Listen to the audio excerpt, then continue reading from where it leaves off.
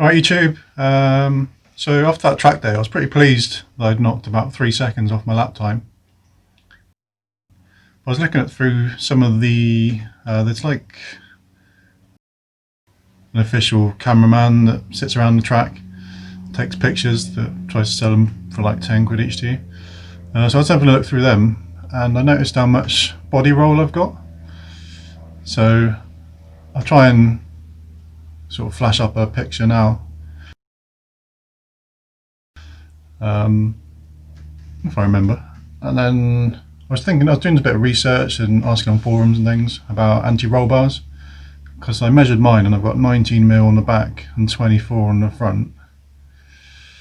So I was thinking, oh, do I get some thicker anti-roll bars? And then some intelligent person actually said, well, why don't you get some stiffer springs? It didn't really occur to me, but that's just me, a bit stupid. So I was trying to figure out what my standard ones are. I think when I bought the HSDs, there was just one set with the Monopro ones, I think they're called. There's only one set for the E46, non-M3 ones. So I think they're 7 kilograms and then 9 at the back. And I see you can get a set of, you can get 12 kilogram springs, so maybe it's a lot cheaper option, because I think it's £75 for a pair, so you're looking at £150 for all 4 springs compared to like £400–500 for the pair of anti-roll bars, or sway bars, whatever you want to call them. So I think I'm going to try that first. I just need to try and, because there seems to be different length springs as well. I presume that's just the front ones, possibly the rear, but I'm going to try and measure, try and take the load off the springs a bit and get an idea how long my springs are, so I can try and order some 12 kilogram ones and hopefully stop a bit of that body roll. Right, so I've measured the rear spring, had to undo the top of the coilover inside the boot and then support the hub with the trolley jack, and then just relax it until the spring lost any tension in it. It's a bit tricky to measure. I was trying to do it by different length spanners. So this 12mm seemed to be about the right length. So that looks like it's sort of maybe 15.5, 16 centimeters. So hopefully that'll be a sort of standard size spring, and they'll go up in quite big increments, so it'll be easy to spot which one I need. If there is any differences in the rear ones, I don't know. I think there's differences in the front one. You can see there's no tension in that spring. So let's have a little measure of that.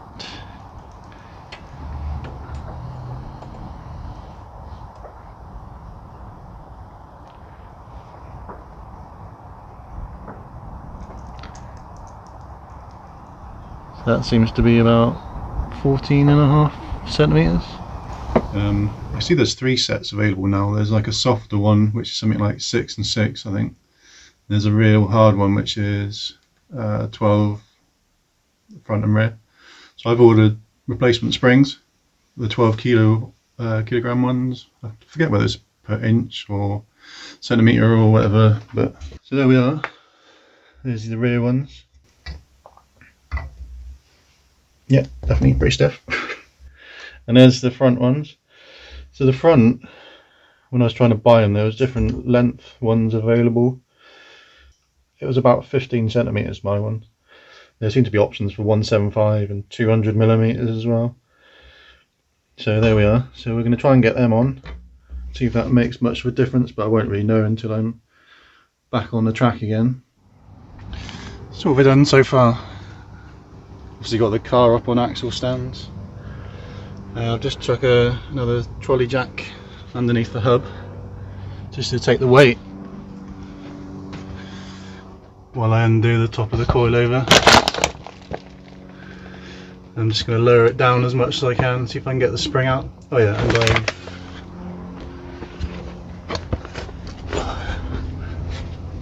I've undone the Allen key bolt underneath the spring as well, so you've got a bit more movement in it.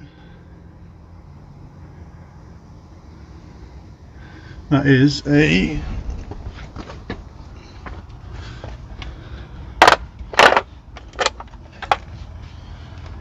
what was it? That was a, so that's 14, that's 10, so I presume the one I'm using is a 12.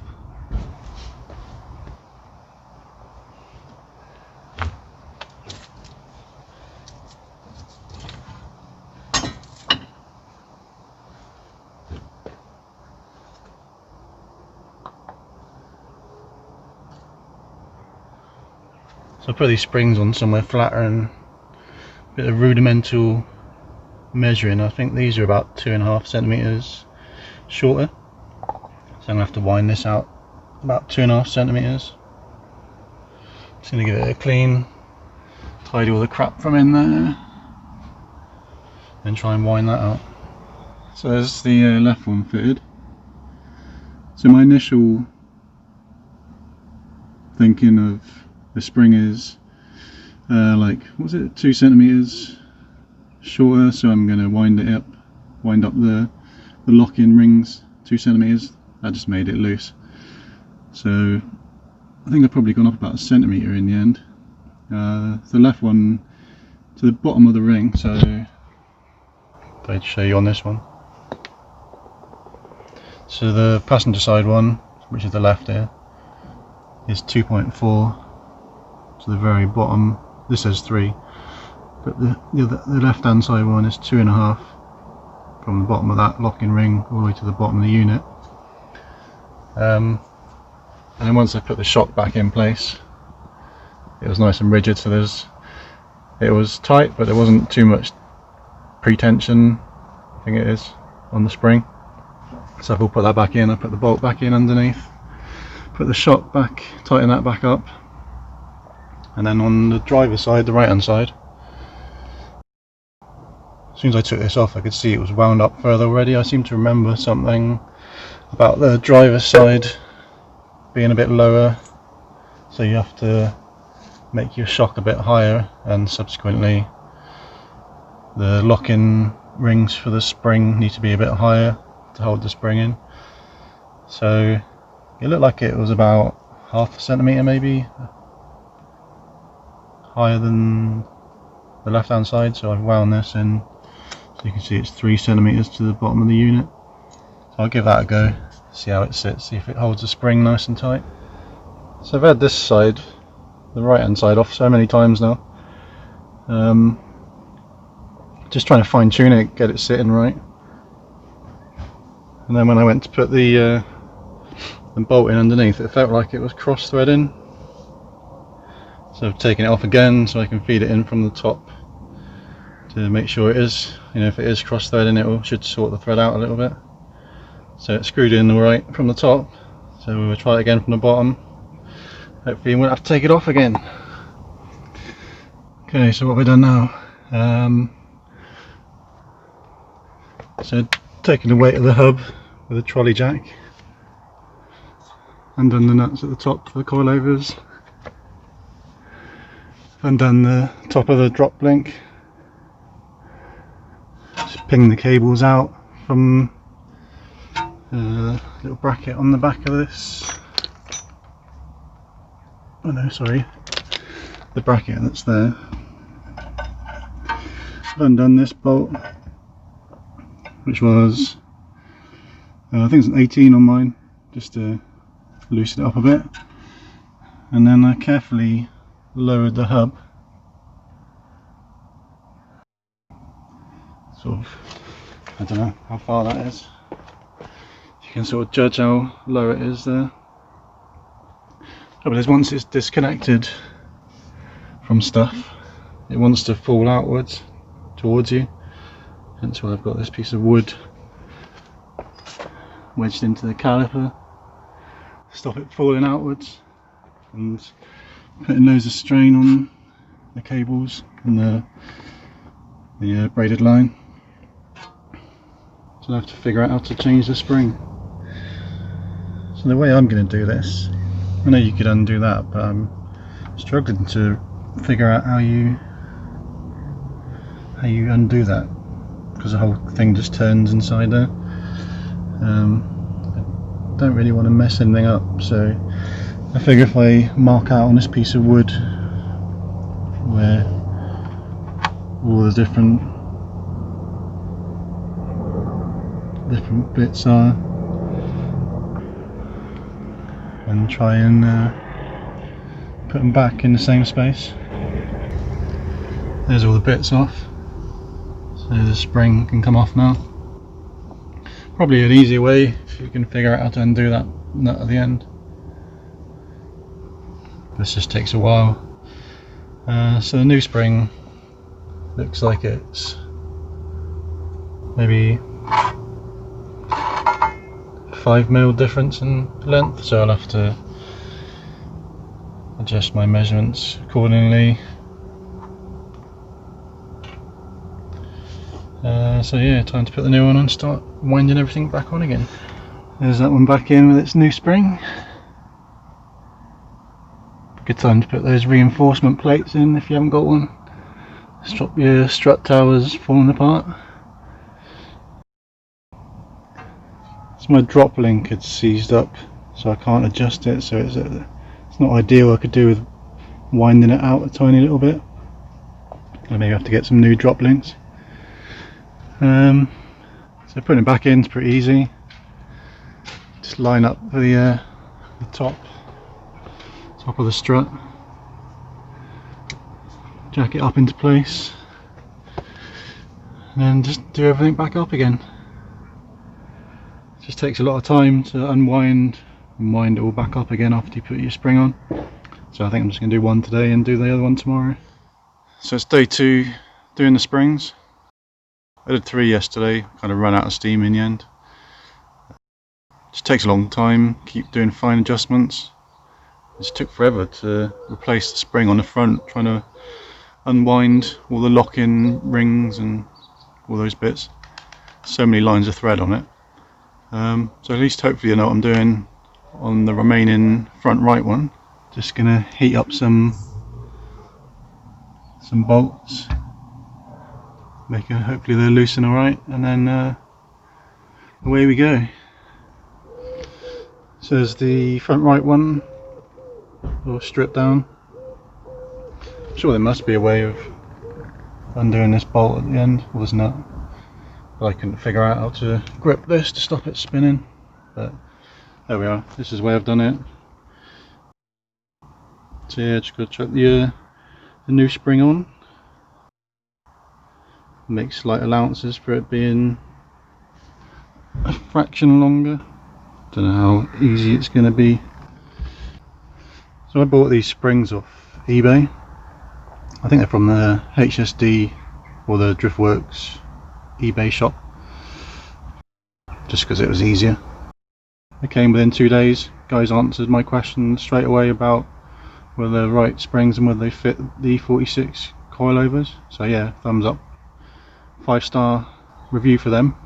I think the front ones were possibly 66 and the rear 75 for the pairs, or the other way around, so can't remember, but so you look at about 140 for all 4 springs, which is pretty good. Hopefully it'll stiffen it up in the corners a bit. So there's that reassembled with the 12 kilogram springs. Took the opportunity to give the thread a bit of a clean, copper grease it up again. What I have confirmed is what the front springs were.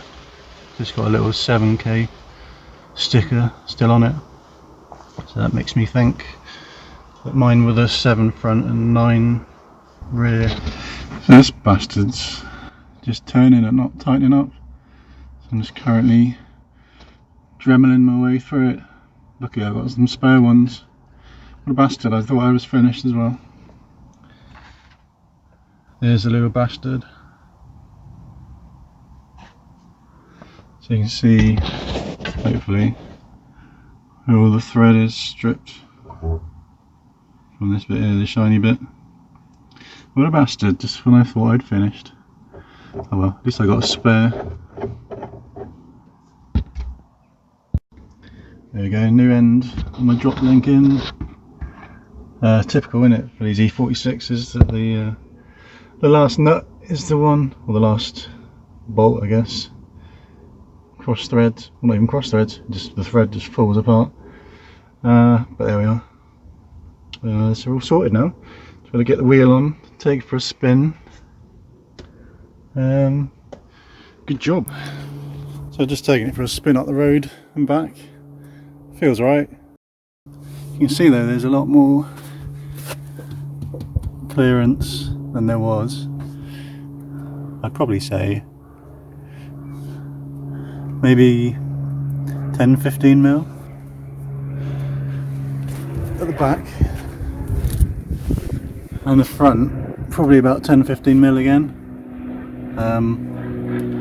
Hopefully as I drive it it'll settle and drop a bit.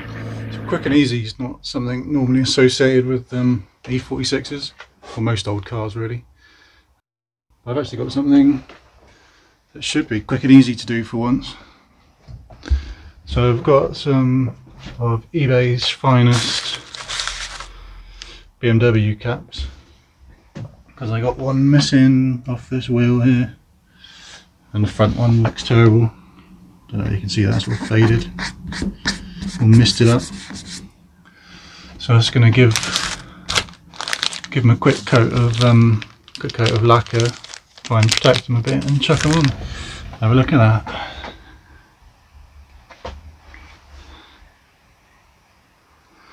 So I've achieved something today. How long it will stay looking shiny is anyone's guess. Got a nice little shiny one on the wheel as well. Nice. I'm glad that's finished. Thanks for watching. Please like and subscribe, and I'll see you on the next one. Cheers, bye.